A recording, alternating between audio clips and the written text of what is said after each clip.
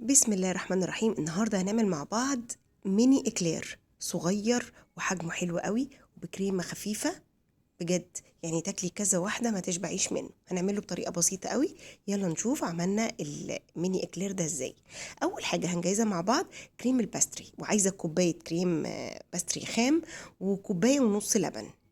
طبعا بضربهم بالمضرب ضربة كلهم يمتزجوا مع بعض، وبعدين احط له كوبايه الا ربع سكر بودره، لان هو طبعا خام. حطيت كوبايه الا ربع سكر بودره، هو خام فطبعا مش مسكر.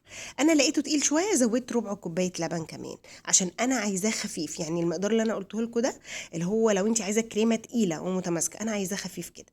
بصوا هو ده القوام اللي انا عايزاه. نركنه بقى على جنب ونشوف تاني خطوه عايزينها ايه.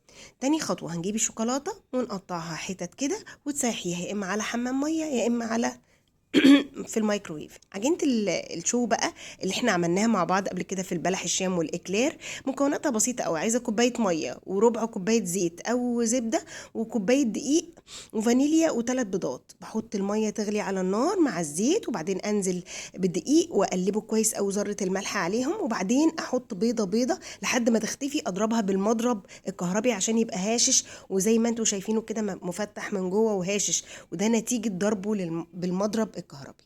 تمام كده، يعني اضرب العجينه كويس قوي. وطبعا ما احطش البيض غير لما العجينه تبرد خالص عشان البيض ما يستويش اهو.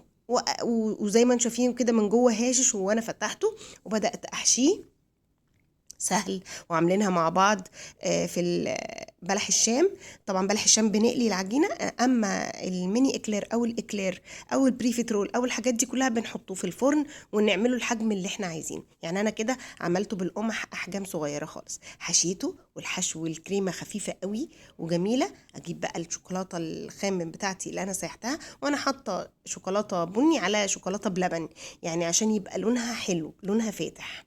طبعا لون الشوكولاته اساس في ان هي بتجذب الحلويات، يعني لونها ما يبقاش غامق، يبقى زي ما انتم شايفين كده لونها فاتح وجميل. طبعا تقدري تحطي عليها سبرينكلز او تقدميها زي ما انت عايزه كده. وممكن كمان تقدمي الميني اكلير من غير شوكولاته خالص، ترشي عليه سكر بودره وبس كده.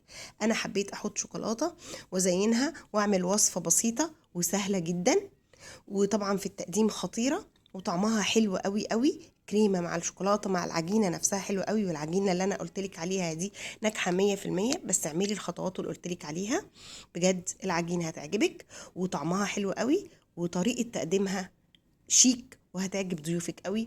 واللي يجرب وصفتي بألف هنا وشفا ليه.